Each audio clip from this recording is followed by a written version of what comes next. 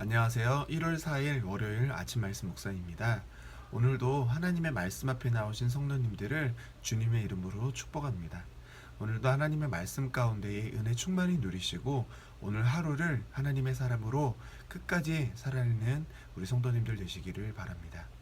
오늘 우리에게 주신 하나님의 말씀은 누가복음 2장 1절에서 20절 말씀입니다. 제가 읽으면 눈으로 함께 읽어주시면 되겠습니다. 함께 읽겠습니다. 그때 가이사 아구스토가 영을 내려 천하로 다 호적하라 하였으니 이 호적은 그레뇨가 수리아 총독되었을 때에 처음 한 것이라. 모든 사람이 호적하러 각각 고향으로 돌아가매 요셉도 다윗의 집 족속이므로 갈릴리 나사렛 동네에서 유대를 향하여 베들레헴이라 하는 다윗의 동네로 그 약혼한 마리아와 함께 호적하러 올라가니 마리아가 이미 잉타였더라. 거기 있을 그때에 해산한 날이 차서 첫 아들을 낳아 강보로 싸서 그 위에 누였으니 이는 여관에 있을 곳이 없음이로라. 그 지역의 목자들이 밤에 밖에서 자기 양떼를 지키더니 주의 사자가 곁에 서고 주의 영광이 그들을 두루 비추매 크게 무서워하는지라. 천사가 이르되 무서워하지 말라. 보라, 내가 온 백성에게 미칠 큰 기쁨의 좋은 소식을 너희에게 전하노라. 오늘 다윗의 동네에 너희를 위하여 구주가 나셨으니 곧 그리스도 주시니라. 너희가 가서 강보에 쌓여 구유에 누여 있는 아기를 보리니 이것이 너희의 표적이니라 하더니 호련히 수많은 천군이 그 천사들과 함께 하나님을 찬송하여 이르되 지극히 높은 곳에서는 하나님께 영광이요 땅에서는 하나님이 기뻐하시는 사람들 중에 평화로다 아니라. 천사들이 떠나 하늘로 올라가니 목자가 서로 말하되 이제 베들레헴으로 가서 주께서 우리에게 알리신 바 이 이루어진 일을 보자 하고 빨리 가서 마리아와 요셉과 그 위에 누인 아기를 찾아서 보고 천사가 자기들에게 이 아이에 대하여 말한 것을 전하니 듣는 자가 다 목자들이 그들에게 말한 것들을 놀랍게 여기되 마리아는 이 모든 말을 마음에 새기어 생각하니라. 목자들은 자기들에게 이르던 바와 같이 듣고 본 그 모든 것으로 인하여 하나님께 영광을 돌리고 찬송하며 돌아가니라. 아멘. 오늘 함께 읽으신 본문을 보면 예수님이 태어나실 때 로마의 황제가 호적을 명하는 사건이 벌어집니다.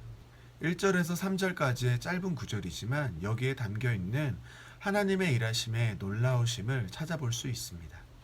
유대인에게는 여러 절기들이 있습니다. 그 중에 희년이라는 절기가 있습니다. 안식년을 7번 지키고 그 다음에 50년째 되는 해를 희년이라는 절기로 지킵니다. 희년의 절기 중에 중요한 원칙이 있는데 각자의 상속받은 유산, 곧 분배받은 땅으로 돌아가는 것입니다. 하나님이 각 가정에게 준 복을 회복하는 게 희년의 가장 중요한 원칙입니다. 그 전에 어떤 상태였던지 상관하지 않고 땅을 상속받은 그 주인에게, 그리고 노비는 그 주인으로부터 해방되어 그 집으로 돌아가는 것입니다. 하나님은 이런 놀라운 일을 이스라엘 백성들에게 지키라고 말씀하셨습니다. 완전한 회복을 명하신 겁니다. 그런데 이스라엘의 역사를 보면 희년을 지킨 역사가 없습니다. 사사기 때는 당연히 못 지켰습니다. 사울 때도 그랬을 겁니다. 다윗 때는 전쟁하느라 바빠서 못 지켰을 것이고 솔로몬 때에는 평화의 시기를 살았지만 이방 신상을 들여온 솔로몬을 보면 지킬 실력이 없는 게 드러납니다. 그리고 그 이후에는 북이스라엘과 남유다로 나눠졌을 때, 또 그 이후 이방의 포로로 잡혀가는 암울한 역사 가운데에 이 절기를 지킬 만한 때는 없었습니다. 희년은 완전한 회복을 상징합니다.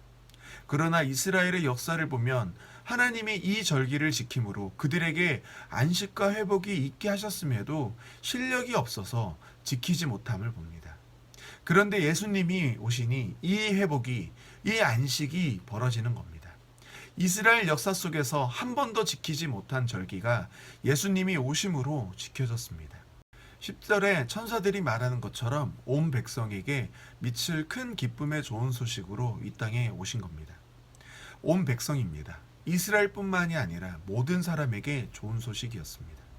유대인들은 그리스도가 이스라엘 왕으로 그들의 현실의 문제를 해결해 줄 정치적 왕으로 온 줄 알았지만 겨우 그 정도의 문제가 아닌 모든 죄의 문제를 해결하시기 위해 이 땅에 오신 겁니다.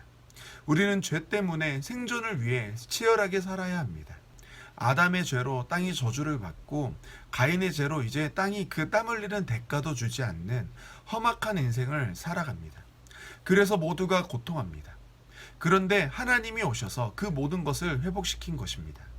모든 사람들에게 좋은 소식입니다.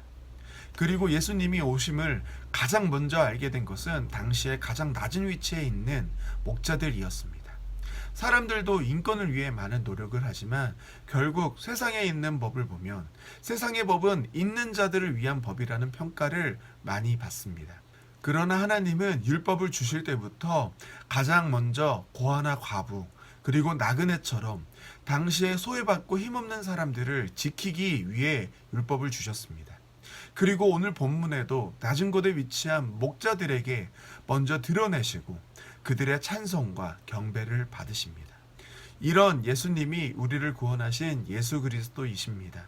우리 예수님이십니다. 코로나로 인해 더 힘들어진 삶을, 인생을 사시겠지만 그것보다 더 크게 우리의 아픔을 아시고 인생을 아시고 주님께서 우리를 위해 낮아지시고 친히 죄를 짊어지심으로 구원을 이루셨음을 기억함으로 목자가 빨리 가서 예수님을 찾아 영광을 올리고 찬송을 돌린 것처럼 우리도 우리 삶 속에서 하나님을 찬양하고 예배하는 하나님의 자녀가 되시기를 바라며 말씀을 마치겠습니다. 함께 기도하시겠습니다. 사랑해 주님 감사합니다. 하나님의 은혜로 새해에도 이렇게 하나님의 말씀 앞에 나와 하루를 시작합니다. 우리의 인생과 환경은 우리의 마음을 자주 무너지게 합니다. 더 세상으로 가서 우리들만을 위해 살라고 우리들만을 삶을 위해 애쓰라고 우리를 유혹합니다. 하지만 저희는 압니다. 주님께서 이 모든 죄의 사슬을 끊으셨고 지금도 우리와 함께 하셔서 언제나 우리의 필요를 채우실 능력이 크고 놀라운 하나님이심을 믿습니다. 주님, 저희들 그런 하나님을 우리의 삶에 기억하게 도와주시옵소서. 주님, 저희들 세상이 감당 못하는 크고 놀라운 믿음의 사람들이 되게 도와주시옵소서. 작은 것으로 감사할 줄 알고 작음에도 더욱 나눌 줄 아는 큰 마음을 갖는 우리 성도님들이 되게 도와주시옵소서. 세상 사람들이 우리 성도님들을 통해 생명의 빛 되신 예수님을 만나게 하시고 그렇게 쓰임받은 우리 성도님들에게 기쁨과 찬양이 넘치도록 주님 도와주시옵소서. 오늘 하루도 하나님 우리와 동행하여 주시고 이런 하루하루가 쌓여 올해의 끝에 도착했어 뒤를 돌아봤을 때에 하나님이 함께 하셨다, 하나님이 일하셨다 고백할 수 있는 하나님의 사람이 되게 주님 도와주시옵소서. 하나님의 말씀을 가장 보배로운 것으로 여기고 살아가는 우리 성도님들의 가정과 직장과 이웃도 지켜주실 걸 믿사오며 이 모든 기도 사랑과 은혜가 많으신 예수님 이름으로 기도 올려드립니다. 아멘.